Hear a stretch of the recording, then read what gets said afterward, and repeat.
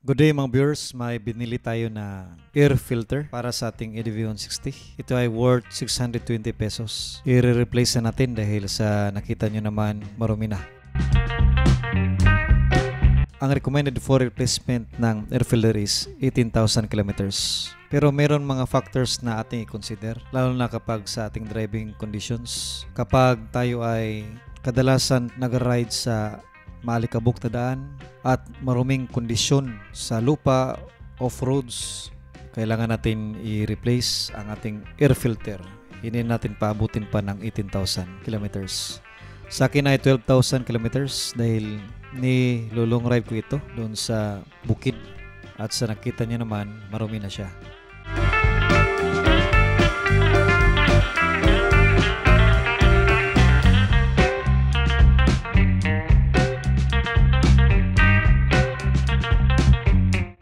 Pagkatapos ng CVT cleaning ay ang next step ng maintenance ko ay air filter replacement.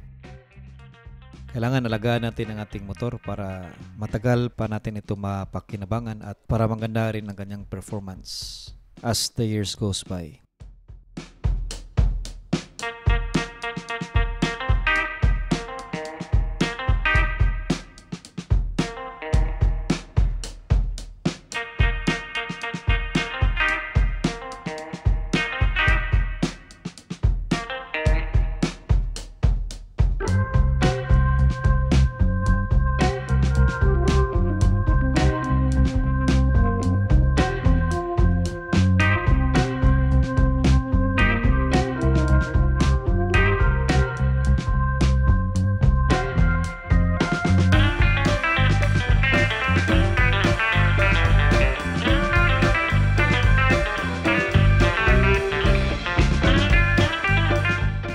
Sa nakita nyo ang dumi na, bawal po itong linisan. Ang gagawin po talaga natin ito ay palitan po ng bago.